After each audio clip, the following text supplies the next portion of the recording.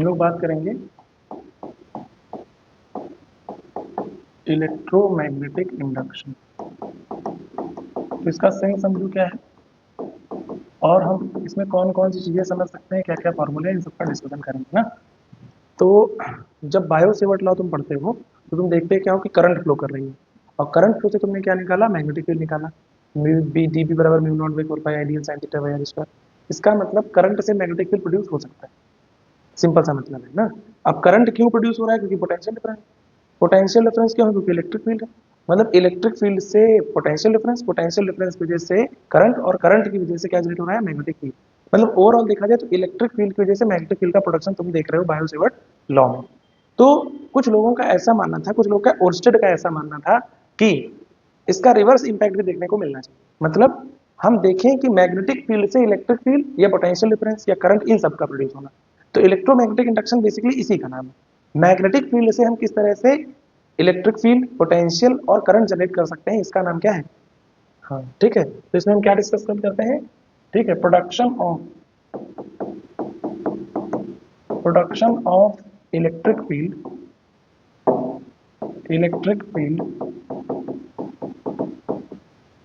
या potential difference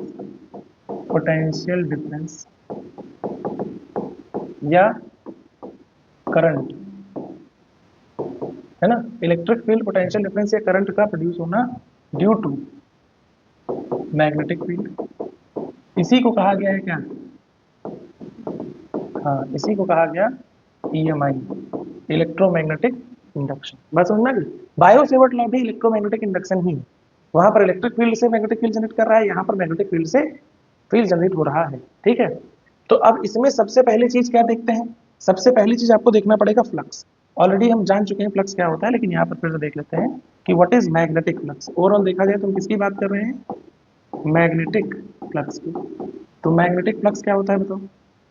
magnetic flux, वैसे जिसे फ्लक्स को हम समझा रहे हैं, नंबर ऑफ कौन सी, magnetic field lines, magnetic field lines के नंबर्स पासिंग थ्रू किससे, पासिंग थ्रू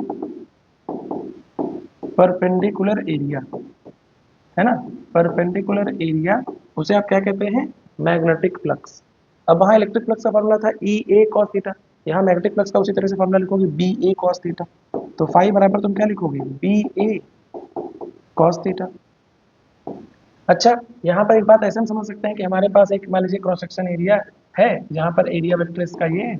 मैग्नेटिक फील्ड मान लो इधर की तरफ जा रहा है एट एन एंगल थीटा, तो इससे गुजरने वाला जो फ्लक्स हो जाएगा उसका फॉर्मूला ही तुम लिख रहे हो, बी ए कॉस थीटा, है ना।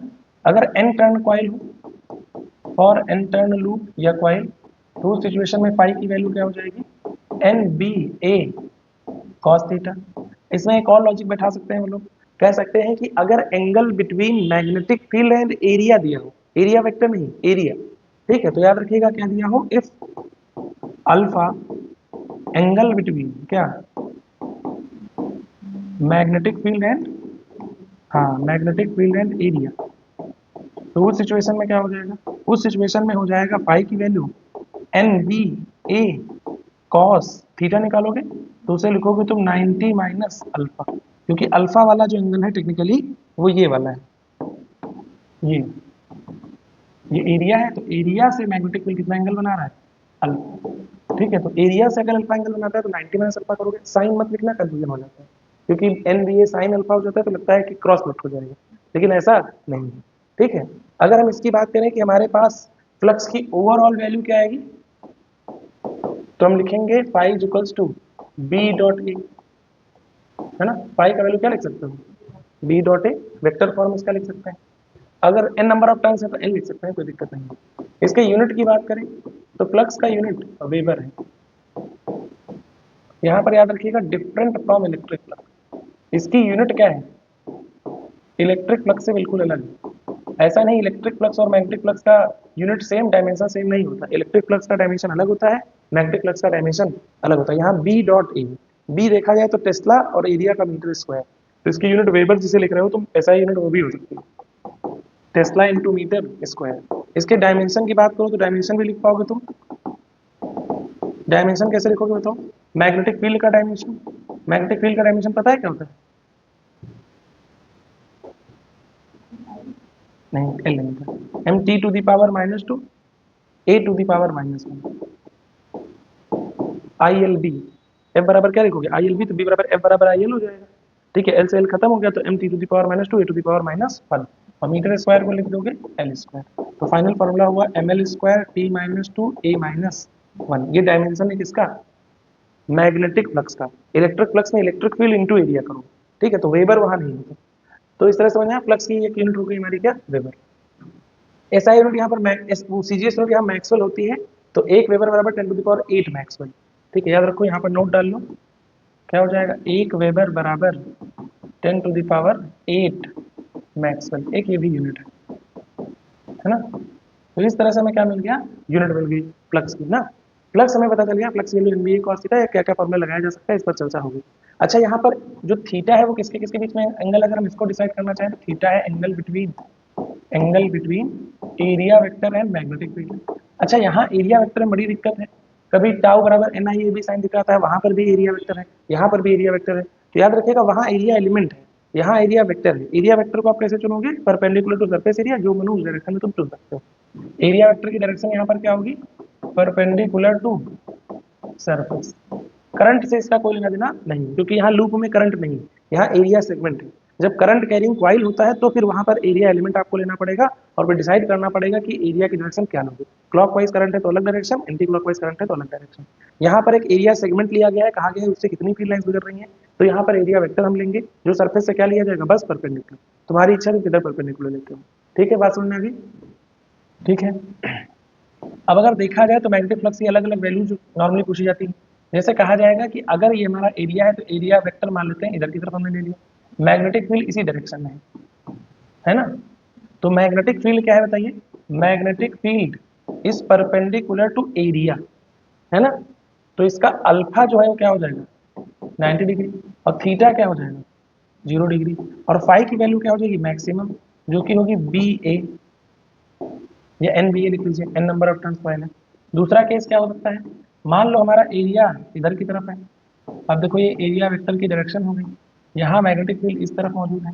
तो अब देखा जाए तो मैग्नेटिक फील्ड किधर है, इस एरिया वेक्टर से परपेंडिकुलर है, और एरिया में ही है। ठीक है, तो जैसे कहे normal to the surface area, normal to the surface area मतलब ये केस, मतलब थीटा 90 नहीं है, अल्फा 90। ठीक है, तो याद रखिएगा इस सिचुएशन में यहाँ पर क्या हो जाएगा, यहाँ पर जो मैग्नेटिक फील्ड है वो अलॉन्ग एरिया है, एरिया वेक्टर नहीं, एरिया। ठीक है, अब इस सिचुएशन में जब एरो लगा देंगे तो अलग से हो जाएगा ना। जैसे magnetic field parallel to area vector, यहाँ पर लिखा जाए मैग्नेटिक फील्ड परपेंडिकुलर टू क्या है, एरिया, और एरिया वेक्टर दोनों में बात समझिएगा ना। तो पहला अल्फा कितना हो गया बताइए, 0 डिग्री, और थीटा कितना हो गया, 90 डिग्री। तो उस सिचुएशन में फ्लक्स हमारा क्या होने वाला है, 0।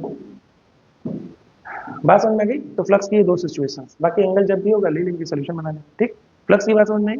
अब फ्लक्स के बाद, फ्लक्स तो इसका बेसिक आइडिया था, रिवाइज एक तरह से कर हम लोग फ्लक्स कर लिए। ठीक है, अब हमारे पास जो दिक्कत आती है वो आती है ये कि इस फ्लक्स से हम कैसे मैग्नेटिक फील्ड, मतलब फ्लक्स से कैसे इलेक्ट्रिक फील्ड या करंट या ईएमएफ इंड्यूस कराएं। ठीक है, तो ओर्स्टेड या बाकी सारे साइंटिस्टों ने देखा, सबसे ज्यादा काम फैराडे ने किया, लेकिन देखा ओर्स्टेड ने था। तो याद रखिएगा क्या होता है कि फैराडे एक दिन देखते हैं, या ओर्स्टेड एक दिन देखते हैं कि जब उस मैग्नेटिक फील्ड में, एक उन्होंने मैग्नेटिक फील्ड लगा के रखा, मतलब मैग्नेट लिया, एक कॉइल ली, और उस क्या किया, उस कॉइल को मैग्नेटिक फील्ड के अराउंड चलाया। फिर देखा कि मैग्नेट को कॉइल के अराउंड चलाया, तो उन्होंने देखा कि उस कॉइल में करंट जनरेट होती हुई दिखी। मतलब रिलेटिव जो मोशन कराई मैग्नेट से और कॉइल के बीच में, तो उन्होंने क्या देखा, उन्होंने देखा कि यहाँ पर करंट जनरेट हुई, उन्होंने ये सबसे पहले देखा। तो करंट जनरेट हो रही मतलब ईएमएफ, ईएमएफ मतलब इलेक्ट्रिक फील्ड, मतलब इंडक्शन की कहानी हो गई। तो ये देख क्या रहे हैं, फैराडे इसके बारे में सबसे ज्यादा काम करते हैं, और फैराडे बताते क्या है कि लॉज ऑफ इलेक्ट्रोमैग्नेटिक इंडक्शन। तो फैराडे ने क्या देखा, according to Faraday, when magnetic field and coil, magnetic field and coil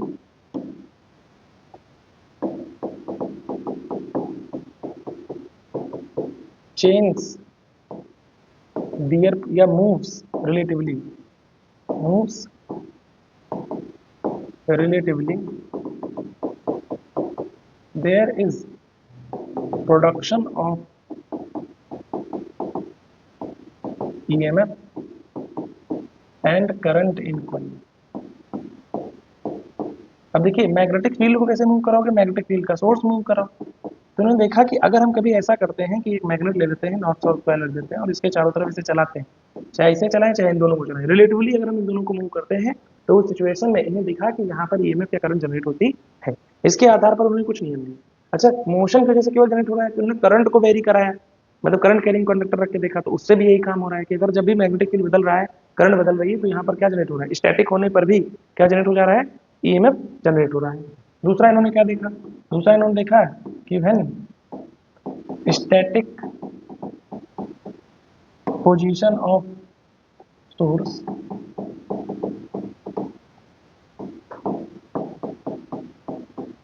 is assumed but magnetic field या magnetic field या area या orientation get changed,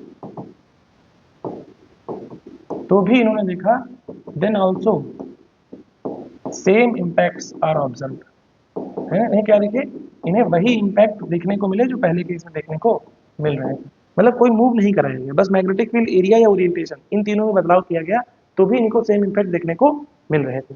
मतलब जैसे यहाँ पर एक कॉइल हमने रख दिया, मैग्नेटिक फील्ड कुछ नहीं बदल रहे हैं, बस मैग्नेटिक फील्ड इंक्रीज या डिक्रीज करा रहे हैं, तो भी यहाँ पर क्या जनरेट होता हुआ दिख रहा है, इसमें करंट जनरेट होती हुई दिख रही है। या एरिया को घटा बढ़ा रहे हैं या एंगल चेंज कर रहे हैं, एरिया को घटा या बढ़ा रहे हैं या थीटा क्या कर रहे हैं, वेरी कर रहे हैं, तो उन सारे केसेस में क्या देखने को मिल रहा है, इन्हें करंट या इंड्यूस ईएमएफ देखने को मिल रहा है। इस आधार पर फैराडे ने सोचा कि हो सकता है कि यहाँ पर ऐसे इम्पैक्ट यूज किए जा रहे हैं जिसमें बी ए थीटा तीनों यूज होते हैं और वो फ्लक्स है। तो इसका मतलब ये था कि फ्लक्स में चेंज, इसका ओवरऑल सारांश यही था कि hence it is concluded that change in flux causes EMF। Induction कौन कॉज कर रहा है, फ्लक्स में होने वाला बदलाव। तो इसी के आधार पर पहला नियम दे दिया गया, फर्स्ट लॉ।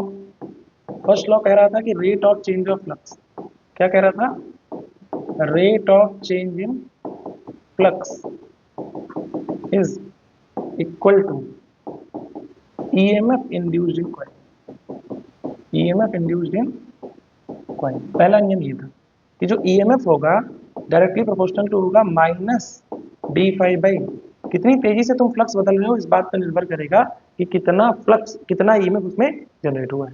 याद रखिएगा क्या है, ईएमएफ या वोल्टेज कह दो। सेकेंड लॉ क्या कह रहा था, सेकेंड लॉ कह रहा था direction of induced current, direction of induced current is such that it opposes the change in flux। ये क्या कर रहा था, याद रखिएगा, हाँ सेकेंड लॉ ये कह रहा था कि इंड्यूस्ड करंट ऐसी जनरेट होगी इसमें जो फ्लक्स चेंज का क्या करे, अपोज करे। ठीक है, मतलब जो ये बदलाव है ये होने नहीं देना चाह रहा। पहला नियम में कह रहा है कि जितनी तेजी से बदलाव होगा उतना ही जनरेट होगा। दूसरा नियम ये कह रहा है कि वो बदलाव होने का क्या करेगा, अपोज भी करेगा। ठीक है, तो अब जरा देखते हैं पहले दोनों नियम आ गए। अब पहले नियम का थोड़ा मैथमेटिकल अप्रोच ले लेते हैं कि पहले नियम के मैथमेटिकल फॉर्म्स क्या क्या बन सकते हैं। तो देखिए ईएमएफ का फॉर्मूला क्या तुम्हें दिख रहा है, D five by D T. ये कौन सा ईएमएफ कहोगे तुम, इसे इंड्यूस्ड ईएमएफ बोल दोगे। इंड्यूस्ड अगर ईएमएफ आ गया है तो करंट भी निकाली जा सकती है। इंड्यूस्ड करंट तुम कैसे निकालोगे बताओ, और कब निकालोगे, if circuit is complete. Circuit is, EMF तो हर बार प्रोड्यूस होगा, लेकिन अगर सर्किट कंप्लीट हो तो करंट फ्लो होना स्टार्ट हो जाएगा, तो इंड्यूस्ड करंट आ जाएगी उसमें।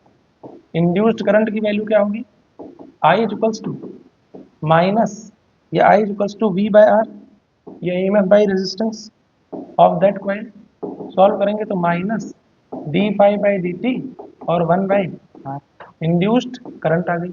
अब इंड्यूस्ड करंट आ गई तो हम एक बात समझ सकते हैं यहाँ पर कि इंड्यूस्ड पावर भी निकाली जा सकती है। इंड्यूस्ड पावर,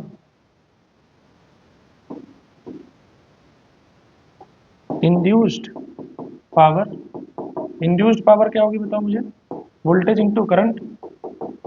वोल्टेज तुमने कितना लिखा है, minus D five by D T. Current कितना लिखा है, 1/r minus D five by D T. Agree? Solve किया गया तो क्या हो गया बताइए, यहाँ आ गया 1/r D five by D T का होल स्क्वायर। तो induced EMF, induced current, induced power, है ना।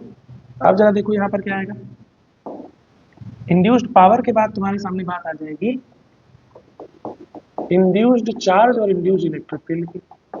तो इंड्यूस्ड चार्ज क्या होगा, देखो चार्ज जो है करंट इंस्टेंटेनियस है, ईएमएफ इंस्टेंटेनियस है, पावर इंस्टेंटेनियस है। हमें पता चलेगा कि अभी कितना लॉस, अभी कितना लॉस, अभी कितना करंट हो रहा है, अभी कितना वोल्टेज ड्रॉप हो रहा है। लेकिन जब चार्ज की बात करेंगे तो हमें एक टाइम इंटरवल चाहिए। ठीक है, तो चार्ज हमेशा क्या किसमें रहेगा, देखिएगा टाइम इंटरवल में। तो इन ए पर्टिकुलर टाइम इंटरवल, एक पर्टिकुलर टाइम इंटरवल में जो चार्ज फ्लो करेगा, तो करंट की वैल्यू तुमने लिखी है -1/r D five by D T. अगर वो टाइम इंटरवल चुना जाए तो यहाँ लिख देंगे delta Q by delta T is equals to -1/r delta five by delta T. Time interval को हम क्या कर दें, कैंसिल आउट कर दें, तो हमारे पास डेल्टा क्यू आ जाएगा -1/r डेल्टा फाइव। यह डेल्टा क्यू की वैल्यू हो जाएगी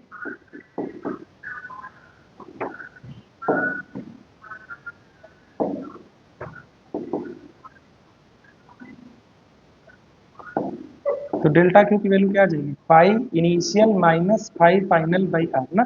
माइनस सिंबल कंपनसेट करके फाइनल माइनस इनिशियल को इनिशियल माइनस फाइनल कर दिया गया।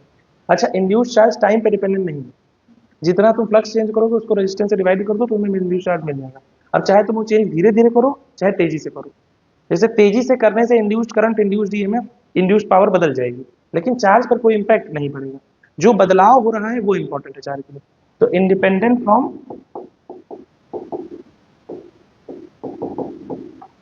टाइम, टाइम से इसका लेना देना नहीं। चाहे तुम तेजी से चार्ज में बदलाव, फ्लक्स में बदलाव करो, चाहे धीमे धीमे करो, चाहे तुम तेजी से करके उतना ही चेंजमेंट कर दो, चाहे धीमे धीमे करके करो, तो उसमें क्या होगा, चार्ज दोनों में बराबर अमाउंट का फ्लो करेगा। तो इंड्यूस्ड चार्ज, इंड्यूस्ड पावर की बात हो गई। अब हम बात करते हैं इंड्यूस्ड इलेक्ट्रिक फील्ड की।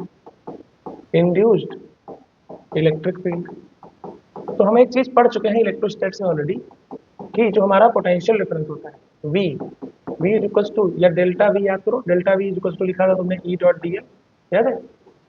Potential gradient is known as electric field, ये इलेक्ट्रिक फील्ड का लीनियर इंटीग्रल हमारा पोटेंशियल डिफरेंस हो जाएगा। तो अगर हम इसको रख दें, देन फैराडे लॉ क्या कहता है, फैराडे लॉ तुम्हारा कहता है कि डेल्टा V है EMF minus D five by D T. Agree? तो उठा के रख देते हैं तो क्या हो जाएगा, E dot dl is equals to minus D five by D T, minus minus हटा देते हैं तो क्या है, E dot dl is equals to D five by D T. तो इन दोनों फॉर्मूलों का इस्तेमाल करते हुए तुम क्या निकाल सकते हो, इंड्यूस्ड इलेक्ट्रिक फील्ड निकाल सकते हो। अच्छा, यही इलेक्ट्रिक फील्ड है जो क्लोज लाइन बनाता है। क्लोज लूप फॉर्मेशन वाली बात होती थी ना, बताया था कि इलेक्ट्रिक फील्ड अगर कहेगा क्लोज लूप फॉर्मेशन कर रहा है तो तुम कहो कि हाँ electric field close loop formation कर सकता है। अगर कहा जाए electric field due to charge या इलेक्ट्रोस्टैटिक फील्ड लाइंस की बात करें तो वो क्लोज लूप फॉर्मेशन नहीं करती है। इलेक्ट्रिक फील्ड में ये वाला इलेक्ट्रिक फील्ड भी है, और ये चूंकि मैग्नेटिक फील्ड से इंड्यूस हो रहा है और मैग्नेटिक फील्ड क्लोज लूप बना रहा है, तो ये वाला इलेक्ट्रिक फील्ड भी क्या बनाएगा, क्लोज लूप बनाएगा। तो याद रखिएगा, दिस इलेक्ट्रिक फील्ड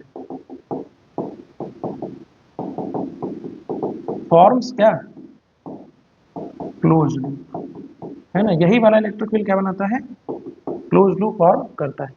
तो हमने induce electric field, charge, potential, current, power, इन सबके बारे में जानकारी जुटाई। ठीक है, ये सारी चीजें इन फॉर्मूलों का इस्तेमाल करते हुए आएंगे।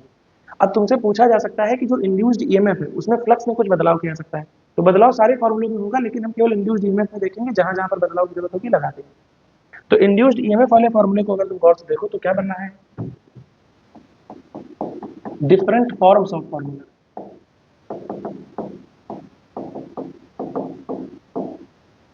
फॉर्मूला के अलग अलग फॉर्म्स क्या है जरा देखो। अच्छा, तुमने ईएमएफ का फॉर्मूला देखा तो क्या दिखाया तुम्हें, D by D T of phi. लेकिन फाई के तो बहुत सारे फॉर्मूले, फाई का मतलब फॉर्मूला जो है वो N B A cos theta है, तुम यहाँ रख दें। तो ईएमएफ का फॉर्मूला क्या हो सकता है, minus D by D T N B A cos theta. अच्छा, इनमें से किसी में जो बदलाव है वो बदलाव जब होता है तो रिलेटिव मोशन नहीं होता है, मतलब एक ही जगह पे रख के तो मैग्नेटिक फील्ड एरिया या थीटा बदल रहे हो तो थीटा में मोशन इंक्लूड हुआ है, लेकिन कॉइल कहीं चल के नहीं जा रहा है, ट्रांसलेशनल इन्वॉल्व नहीं है। ठीक है, रोटेशन भले इन्वॉल्व हो लेकिन बाकी कोई इन्वॉल्वमेंट यहाँ पर नहीं है। ठीक है, तो अगर थीटा का भी बदलाव न लिया जाए, केवल मैग्नेटिक फील्ड और एरिया बदला जाए तो उसको स्टैटिक ईएमआई कहा जाएगा। जहां मोशन में बदलाव, मतलब जहां पर ओरिएंटेशन में बदलाव नहीं हुआ है, उसकी प्लेस में बदलाव नहीं हुआ है, केवल मैग्नेटिक फील्ड और एरिया में बदलाव किया जा रहा है, नंबर ऑफ टर्न्स में बदलाव तुम कर सकते हो। ठीक है, तो उस सिचुएशन में क्या हो जाएगा, हेंस देखा जाए तो हम किसकी बात करेंगे अभी, स्टैटिक ईएमआई की, जहां पर हम बात कर रहे हैं क्या कि मैग्नेटिक फील्ड और एरिया में बदलाव करें। ठीक है, तो उसके लिए सिचुएशन क्या हो जाएगी, देखिए EMF is equals to minus D by D T. हो सकता है magnetic field is a function of T हो, मैग्नेटिक फील्ड टाइम के अकॉर्डिंग बदल रहा हो, तो बाकी सारी चीजें तो कांस्टेंट हो जाएंगी, minus N cos theta D B by D T हो जाएगा। क्या कहते हो, सही बात है, टाइम के अकॉर्डिंग फंक्शन है उसको डिफरेंशिएट करो। मान लो एरिया फंक्शन ऑफ टाइम है, तो ईएमएफ का फॉर्मूला क्या होगा बताओ, minus N B cos theta D A by D T, है ना। अब एरिया के बजाय कभी कभी वो क्या देता है, रेडियस, जैसे सर्कुलर कॉइल है तो उसका रेडियस दे देगा तुम्हें।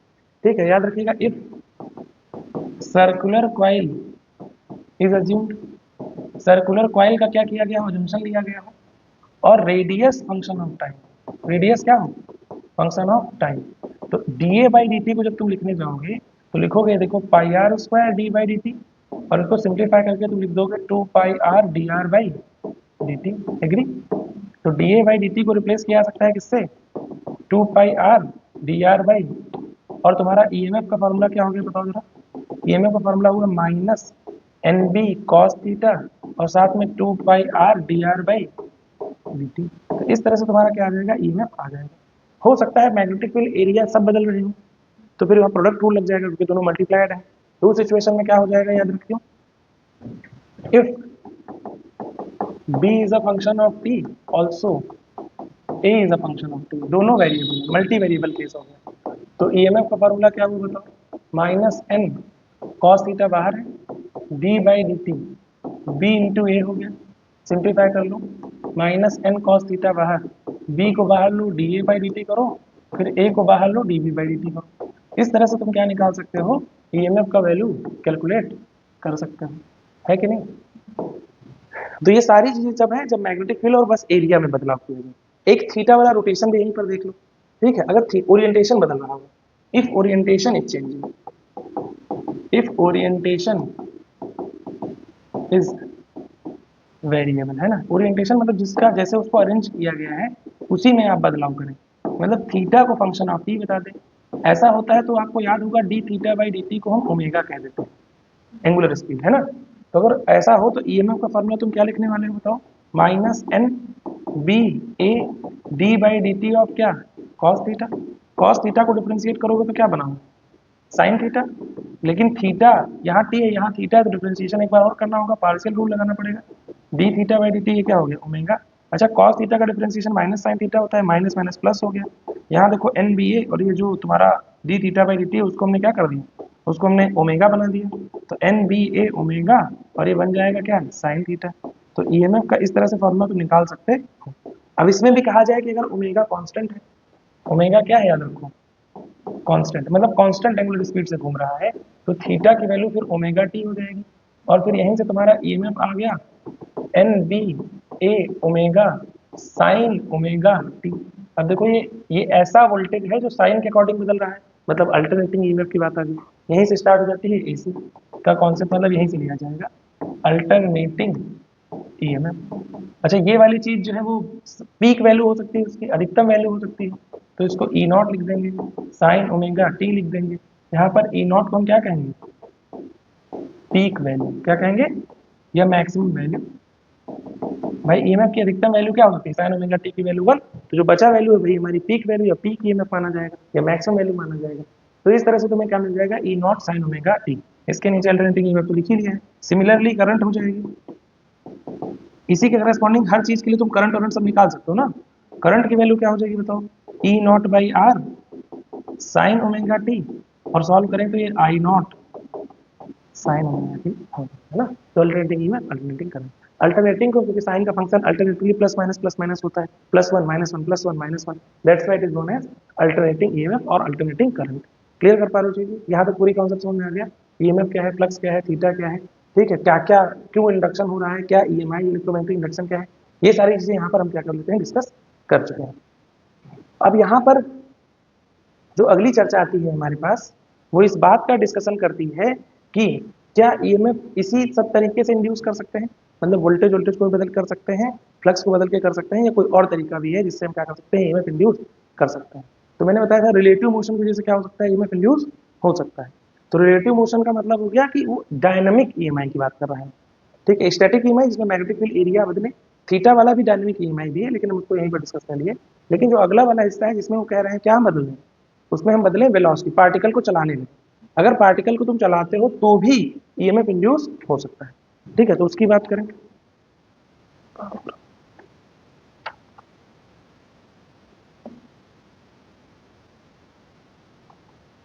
चलो फोर्स वाली बात बताएं, सेल्फ म्यूचुअल। तो क्या है, ईएमआई ड्यू टू मोशन, या कौन सा ईएमआई कहोगे इसमें, डायनामिक। अब देखो यहाँ पर नियम ये कहता है कि जब फ्लक्स बदले तो ईएमएफ इंड्यूस होगा। इस चीज को थोड़ा सा और अपडेट कर देते हैं। जब फील्ड लाइंस इंटरसेक्ट हो, लगातार एक फील्ड लाइन से दूसरी फील्ड लाइन जाए, एक फील्ड लाइन से दूसरी फील्ड लाइन चली जाए, तो उस घटना को भी हम क्या मानेंगे कि वो भी रीजन हो सकता है वोल्टेज के जनरेट होने का या करंट के जनरेट होने का। तो इसमें हम क्या कहते हैं कि when a conductor moves through magnetic field in such a way that field lines cut down by it, है ना, then there is possibility of EMI, है ना। तो वहां पर इंड्यूस्ड होने की संभावनाएं हो जाती है ना। अलग अलग सिचुएशन हो सकते हैं, हर बार इंड्यूस होगा ऐसा जरूरी नहीं। फील्ड लाइंस कभी कभी ऐसा होता है कि इंटरसेक्शन दिख रहा है लेकिन फील्ड लाइंस इंड्यूस नहीं हो रही है, मतलब फील्ड लाइंस कट होते हुए दिख रही है लेकिन क्या नहीं हो रहा है, ईएमएफ इंड्यूस नहीं हो रहा, ठीक है। तो वहाँ पॉसिबिलिटी संभावना हो सकती है इलेक्ट्रोमैग्नेटिक इंडक्शन की। तो जैसे हमसे कह रहा है कि एक कंडक्टर है, मान लो ना ये हमारा कंडक्टर है, कंडक्टर बना लेते हैं चलो। एक कंडक्टर है, इसकी लेंथ एल है, ये क्या कर रहा है, ये एक मैग्नेटिक फील्ड जो कि इधर की तरफ है, इनटू प्लेन ऑफ पेपर है, उसमें क्या कर रहा है, ये मूव कर रहा है ऐसे। तो देखो जब जब आगे बढ़ रहा है तो फील्ड लाइंस को काटते हुए आगे बढ़ रहा है ना। तो यहाँ पर ईएमएफ इंड्यूस हो जाएगा, ठीक है। अब इसको वेलोसिटी देखो इधर की तरफ वी, वेलोसिटी जो है उसके लेंथ से और मैग्नेटिक फील्ड सबसे क्या है, परपेंडिकुलर। तो ईएमएफ कितना इंड्यूस होगा, देन ईएमएफ होने वाला है। अब जरा देखो वही हम लॉजिक बैठाएंगे कि मान लेते हैं ये टी टाइम में यहाँ तक पहुँच गया, कितना फ्लक्स इसने स्वेप किया, कितनी फील्ड लाइंस इसने स्वेप आउट की, तो फ्लक्स निकालेंगे। फ्लक्स निकालने के लिए मैग्नेटिक फील्ड चाहिए, वो दिया हुआ है, डी यूनिफॉर्म है। फिर हमें एरिया चाहिए, एरिया हम निकाल सकते हैं। देखो ये लेंथ है और इसने कुछ दूरी ट्रेवल की होगी, मान लो एक्स, तो क्या हो जाएगा, लेंथ इंटू एक्स, एक्स की वैल्यू हो जाएगी वी इंटू टी, क्योंकि यूनिफॉर्म वेलोसिटी से चल रहा है। तो क्या हो जाएगा, देखो B A cos theta by T, number of turns की बात करेंगे। अब मैग्नेटिक फील्ड की बात करें तो मैग्नेटिक फील्ड बी है, एरिया की बात करें तो एल इंटू एक्स है, ये परपेंडिकुलर दिख रहा है तो कॉस जीरो ले लेना, माइनस लगा दो, यहाँ टी की वैल्यू टी रख देते हैं, एक्स बाई टी भी हो जाएगा, फॉर्मूला हुआ B V L minus symbol. Negative symbol क्या दिखाता है, निगेटिव सिंबल दिखाता है oppose of flux change, oppose of flux change, और यहाँ पर मोशन। ये जो इंड्यूस हो रहा है ये चाहता है कि ये वायर इसमें ना चले, ठीक है, याद रखिएगा। मोशन का अपोज, फ्लक्स चेंज का क्या करता है, अपोज। फ्लक्स चेंज हो रहा है तो हमारा इंड्यूस्ड ईएमएफ ऐसा चाहेगा कि ऐसा ना हो। अब इसका सिचुएशन क्या होगा जरा देखते हैं, वेलोसिटी इधर है, मैग्नेटिक फील्ड इधर है। अब यहाँ पर हम लगाते हैं सिंपल सा तरीका कि ईएमएफ का वैल्यू तुम्हें बीवीएल मिल गई, तो इंड्यूस्ड करंट, अगर इस सर्किट को हम किसी तरह से कंप्लीट करें, मतलब वायर लगा दें, रजिस्टर लगा दें, तो उसमें करंट जनरेट हो जाएगी। If circuit is completed, if this conductor is placed in such a way that it form a complete circuit, है ना, complete electrical circuit। अगर हमसे पूछे यहाँ करंट जनरेट होगी तो कहोगे नहीं, यहाँ करंट नहीं जनरेट हो रही। जैसे उसको कहे कि मेटेलिक रॉड वो लगा दी गई है, रेल्स लगा दी गई है, ठीक है, मेटेलिक रेल्स के ऊपर इसको चलाया जा रहा है, और फिर आगे एक रजिस्टर लगा हुआ है, लोड लगा हुआ है, तो सर्किट कंप्लीट हो गया। अगर सर्किट कंप्लीट होगा तो इंड्यूस करंट होगी, तो इंड्यूस करंट की वैल्यू क्या होगी बताओ, क्यों, दिस ईएमएफ बाय रेजिस्टेंस मतलब B V L by R, है ना। तो इंड्यूस्ड करंट की वैल्यू में मिल गई। अब इंड्यूस्ड करंट ऐसी होगी जो इस चेंज का क्या करेगी, अपोज। तो इंड्यूस्ड करंट तुम निकालोगे कैसे? तो देखो यहाँ पर जो वायर है, वायर के अंदर कौन है, फ्री इलेक्ट्रॉन है। फ्री इलेक्ट्रॉन टेक्निकली इधर मूव कर रहे हैं, तो हम वी क्रॉस वी करेंगे, वी क्रॉस वी करेंगे तो फोर्स ऊपर आएगा उन इलेक्ट्रॉनों पर। लेकिन इलेक्ट्रॉन चूंकि नेगेटिव पार्टिकल है इसलिए फोर्स। अब इलेक्ट्रॉन नीचे जा रहे हैं तो करंट, तो यानी करंट की डायरेक्शन ओवरऑल देखा जाए इन सब कुछ करने के बाद करंट की डायरेक्शन वी क्रॉस बी में ही आ गई। तो ये बात याद रखिए, करंट की डायरेक्शन हमेशा आप क्या मानेंगे, वी क्रॉस बी से। वी क्रॉस बी किया, हमें करंट की डायरेक्शन मिल गई। अच्छा, ये जो हमारा इंड्यूस्ड ईएमएफ है, देखा जाए तो ये तार जो है वो ईएमएफ को बना रहा है, जस्ट लाइक अ बैटरी और सेल। और बैटरी या सेल के अंदर जो करंट फ्लो करती है, ये बात याद रखना, वो नेगेटिव टर्मिनल से पॉजिटिव टर्मिनल की तरफ फ्लो करती है। तो यहाँ पर अगर करंट इधर की तरफ है और ये सोर्स ऑफ ईएमएफ है, तो यानी कि ये वाला टर्मिनल नेगेटिव होना चाहिए और ये वाला टर्मिनल, वी क्रॉस बी करोगे, वी क्रॉस बी की डायरेक्शन में करंट आ गई और फिर हम निकाल लेंगे क्या, टर्मिनल कहाँ कहाँ पर कौन सा पॉजिटिव हो सकता है, कौन सा नेगेटिव। तो हमारे पास ये वायर था जो कि वी स्पीड से एक मैग्नेटिक फील्ड में जा रहा था, जिसमें हमने इंड्यूस्ड करंट की डायरेक्शन ऊपर की तरफ निकाली। तो ये जो हमारा पूरा सर्किट है, ये एक बैटरी के करस्पॉन्ड कर गया, जिसका मैंने कहा बैटरी में कहाँ से कहाँ करंट फ्लो करेगी, नेगेटिव से पॉजिटिव। तो ये बैटरी हो गई, ये कुछ इस तरह से क्या करेगा, बिहेव करेगा। जिसका ईएमएफ कितना है बताओ, बी वी एल, ये नेगेटिव और ये पॉजिटिव, करंट इधर की तरफ, है ना। ये मत समझना कि करंट क्या हो रही है, करंट जब इधर से इधर जा रही है तो इधर वाला टर्मिनल पॉजिटिव, इधर वाला नेगेटिव, ये सोर्स ऑफ ईएमएफ। ठीक है, तो ये क्या याद रखिएगा, source of EMF, source of EMF. Logic समझ में आया क्या? तो हमने इंड्यूस्ड करंट की डायरेक्शन निकाली। यहाँ भी याद रखो, इंड्यूस्ड करंट निकालने के लिए तुम्हें क्या करना है, कुछ नहीं करना है, तुम्हें निकालना है V क्रॉस B। आंख बंद करके V क्रॉस B निकालो, ठीक है। ठीक है, अब इंड्यूस्ड करंट आ गई और हमारे पास आ गया इंड्यूस्ड ईएमएफ। तो इंड्यूस्ड पावर, इस रॉड में पावर ड्रॉप कितना होगा, इंड्यूस्ड पावर निकालोगे, P इंड्यूस्ड क्या होगा, voltage into current, B V L into B V L by R, V into I, ये वी स्क्वायर बाई आर भी लगा सकते थे, B square V square by R, induced power हो गई। तो इस तरह से induced power, induced current, induced EMF हम निकालेंगे। अब एक बात हमारे सामने और आती है, चूंकि करंट है और मूविंग कंडक्टर है किसी मैग्नेटिक फील्ड में, तो आप जानते हैं जब current carrying conductor magnetic field में रखा जाता है तो उसमें क्या लगता है, फोर्स। यहाँ current carrying conductor magnetic field में मूव कर रहा है, जिसकी वजह से इंड्यूस्ड करंट आ रही है, यानी कि ओवरऑल देखा जाए तो कंडक्टर के अंदर करंट है जो मैग्नेटिक फील्ड में मौजूद है, तो उसमें फोर्स लगना ही चाहिए। ठीक है, तो force due to induced current, force due to induced current. अब इंड्यूस्ड करंट की वजह से अगर हमसे फोर्स पूछा जाए तो हम कैसे निकालेंगे बताओ मुझे, फोर्स फॉर्मूला क्या लिखोगे, F बराबर I L B sine theta वाला टर्म निकालेंगे ना। ठीक है, अब I की वैल्यू देखा जाए तो I की वैल्यू तुम क्या लिख रहे हो, B V L by R into L into B into sine theta, मतलब फॉर्मूला हो जाएगा B square L square V by R into sine theta. अब साइन थीटा क्या होता है, एल और बी के बीच में बनने वाला एंगल, और यहाँ पर एल और बी के बीच में बनने वाला एंगल क्या है, परपेंडिकुलर है ना। तो फोर्स का फॉर्मूला क्या हो गया, B square L square V by, हाँ, ये फोर्स होगा किसकी वजह से, फोर्स होगा वायर पर। क्यों फोर्स लग रहा है बताइए, क्योंकि वायर में करंट है, करंट कौन सी है, इंड्यूस करंट है जो कि चलने की वजह से है। अब अच्छा, इस फोर्स की डायरेक्शन देखा जाए तो कैसे होगा, यही वाला केस था। तो हमसे देखा जाए तो करंट ऊपर की तरफ जा रहा है, मैग्नेटिक फील्ड के आगे की तरफ है, तो करंट की डायरेक्शन में हाथ रखा, मैग्नेटिक फील्ड की तरफ उंगलियां घुमाई, देखिए फोर्स उल्टा है, इस वेलोसिटी को अपोज करता होगा। ठीक है, ये फोर्स क्या चाह रहा है कि बॉडी ना चले। ठीक है, तो याद रखिएगा क्या है, अपोजिट टू वेलोसिटी, है ना। मतलब जो सेकेंड रूल था उसको भी ये क्या कर रहा है, सस्टेन कर रहा है, कि भाई फोर्स ऐसा है जो चाह रहा है कि इसको न चलने। ये क्लियर हो गया। करंट कैरिंग कंडक्टर जब मैग्नेटिक फील्ड में मूव करेगा तो इस तरह से इंड्यूस्ड ईएमएफ, इंड्यूस्ड पावर, इन सब की चीजें आएंगी। अच्छा, हो सकता है कि वो थोड़ा टिल्ट होकर मूव करे, ऐसे, है ना, वो इस तरह से मूव करे, उसकी वेलोसिटी ये है, एंगल थीटा है। अब मैग्नेटिक फील्ड देखिए इधर की तरफ है ना। तो गौर से समझना,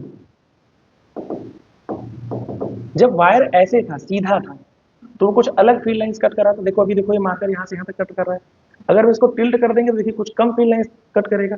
तो आपको वो लेंथ कंसिडर करनी है जो इस मूवमेंट के परपेंडिकुलर हो, है ना। तो याद रखिएगा ये एल इफेक्टिव हो जाएगी, ये हमारी क्या हो जाएगी, एल इफेक्टिव। अब ईएमएफ का फॉर्मूला तुम क्या लिखोगे, अच्छा इस एंगल को अल्फा की वजह कुछ और कर लो, थीटा की वजह कुछ और कर लो, इसको अल्फा लिख दो ना। तो अब ईएमएफ की वैल्यू क्या हो जाएगी बताओ, बी वी एल इफेक्टिव। तो बी वी एल इफेक्टिव की वैल्यू क्या हो जाएगी, ये एल है, ये एल इफेक्टिव है, ये एंगल अल्फा है, मतलब ये वाला एंगल भी अल्फा है, तो साइन अल्फा हो जाएगा। तो B V L into sine alpha. Alpha क्या है, angle between velocity and length, है ना, ऐसा कुछ होगा। अच्छा एक केस और हो सकता है, मान लो ये तार जिस डायरेक्शन में चले उसी डायरेक्शन में मैग्नेटिक फील्ड हो, वेलोसिटी और मैग्नेटिक फील्ड, वायर की लेंथ। अब क्या हो, क्या फील्ड लाइंस यहाँ कटेंगी, नहीं, फील्ड लाइन से कोई इंटरसेक्शन नहीं हो रहा है, तो अब इंड्यूस्ड ईएमएफ क्या होगा, जीरो, खत्म, है ना। अगर कभी ऐसा हो velocity is parallel to magnetic field हो जाए, तो इंड्यूस्ड ईएमएफ की कहानी खत्म, है ना। अब कोई ईएमएफ इंड्यूस नहीं होगा क्योंकि फील्ड लाइन से कोई इंटरसेक्शन नहीं हो रहा है। अब इंड्यूस्ड ईएमएफ के बाद बात आती है कि इसकी, अब कोई और तरह की मोशन ले लो, कोई और तरह की मोशन जिसमें रॉड घूम रही हो, रोटेटिंग रॉड का कॉन्सेप्ट लिया सकता है, अभी तो चल रही थी, हम रोटेट करें तो क्या होगा, फॉर रोटेटिंग रॉड, अगर रॉड रोटेट हो, है ना, रॉड क्या हो, रोटेट, तो रॉड के रोटेशन की वजह से, जैसे रॉड है मैग्नेटिक फील्ड मान लो यहाँ से ऊपर की तरफ जा रही है, यहाँ से घुमाए तो फील्ड लाइंस तो बार बार कट होंगी, तो फील्ड लाइंस के बार बार कटने की वजह से इसमें क्या हो सकता है, ईएमएफ इंड्यूस हो सकता है, क्यों नहीं हो सकता है, तो उसको बना लेते हैं जरा, देखिए when A rod rotate in magnetic field such that, field lines का इंटरसेक्शन बहुत जरूरी है, field lines cut in each and every rotation, है ना, हर एक रोटेशन में क्या हो रही है, फील्ड लाइंस कट हो रही है, तो उस सिचुएशन में क्या हो जाएगा, ईएमएफ इंड्यूस होगा। अब थोड़ा इसमें लॉजिक बैठाते हैं ना, मान लो एक वायर है, ऐसे एक हमारा क्या है, वो है रॉड है जो घूम रहा है, इसको सेंटर मान के या रेडियस मान के एक सर्कल हमने खींच लिया, जैसे हमने सर्कल खींचा, मान लेते हैं इसकी लेंथ कितनी एल है। अब जरा देखा जाए मैग्नेटिक फील्ड मान लो परपेंडिकुलर टू दी प्लेन है, तो अगर देखा जाए इधर की तरफ चल रहा है, इसको हम इधर की तरफ घुमा दे रहे हैं विद एंगुलर स्पीड ओमेगा। तो अब हम कैसे ईएमएफ निकालें, देखो यहाँ पर वेलोसिटी कुछ अलग सारे पॉइंट की वेलोसिटी कुछ अलग होगी, हम बीवीएल तो लगा नहीं सकते हैं, तो हमें एवरेज टाइप पे कुछ लगाना पड़ेगा। तो आपको पहले छोटा सा इसका हिस्सा चुनना होगा, जब हिस्सा चुनेंगे तो उसमें ईएमएफ निकालेंगे, फिर इंटीग्रेट करके सोल्यूशन बना सकते हैं। तो मान लेते हैं कि x दूरी पर एक छोटा सा हिस्सा dx है, इसकी वेलोसिटी हम मान लेते हैं कितना है v। तो इस अगर dx पर हम क्या निकाल लें, ईएमएफ निकाल लें, तो पूरी रॉड पे भी ईएमएफ निकाल सकते हैं। तो हम dx पे ईएमएफ कैसे निकालेंगे, बिल्कुल सिंपल सा तरीका है, ईएमएफ क्या होने वाला है, b v और वो l dx, मैंने सिंबल अब बताने के लिए अपोजिंग नेचर दिखाता है और कुछ नहीं दिखाता है ना। तो B V into D X, अब v की वैल्यू लिखी जा सकती है क्या, r ओमेगा, तो v को लिखा जा सकता है x ओमेगा, यानी कि फार्मूला हुआ बी एक्स ओमेगा, है ना, और डी एक्स, एग्री। अब यहाँ देखिए ओमेगा तो कांस्टेंट है, x वेरिएबल है, तो B omega X D X, integration मार दो, यहाँ मान लो डी ईएमएफ है, इंटीग्रेट किया गया तो ईएमएफ आया, इस सिरे और इस सिरे के बीच में अंतर आ गया, और यहाँ लिमिट लगाएंगे 0 से लेकर एल तक। जैसे जब हमने यहाँ पर लिमिट लगा दी तो हमारे पास सामने फार्मूला क्या बना, देखो फाइनल फार्मूला, ईएमएफ का फाइनल फार्मूला हो रहा है B omega X square by two, limit variation 0 से एल, और फार्मूला आ गया B omega L square by two. मान लो अगर कभी वो थोड़ी सी रॉड हो, इतनी ही रॉड हो, तो तुम यहाँ पर लिमिट बस चेंज करोगे, इस पॉइंट को याद रखिए ना, ये पॉइंट, ये रिजल्ट ये भी है ना, याद कोर रिजल्ट यही, रॉड कहाँ से कहाँ तक है बस इसमें रख दो, यहाँ लिमिट रखोगे आंसर आ जाएगा, ईएमएफ भी उन्हीं पॉइंट्स के बीच में आएगा। तो इस तरह से हम क्या निकाल पाएंगे, ईएमएफ निकाल लेंगे। अच्छा वेलोसिटी देखो ऊपर की तरफ है, मैग्नेटिक फील्ड नीचे की तरफ है, तो वी क्रॉस वी, है ना, करंट की डायरेक्शन ये हो गई, करंट देखिए हमें मिल गई ये।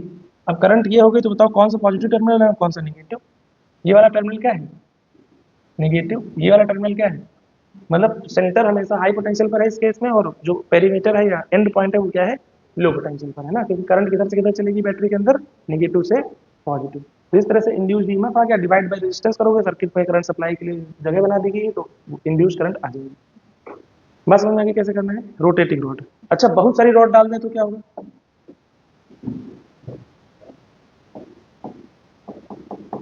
For an rod arrangement,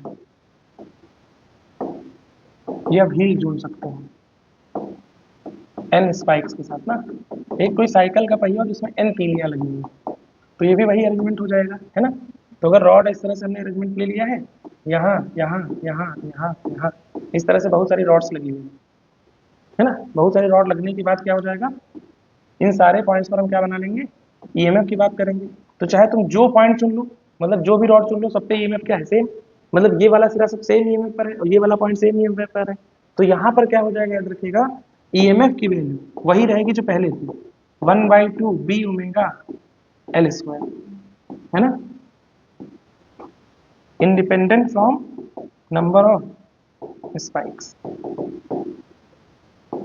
number of spikes.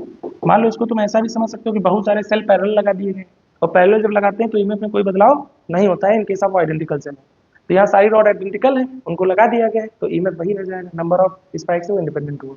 अच्छा, इतनी स्पाइक्स भर दो कि ये पूरा भर के वो हो जाए, डिस्क हो जाए।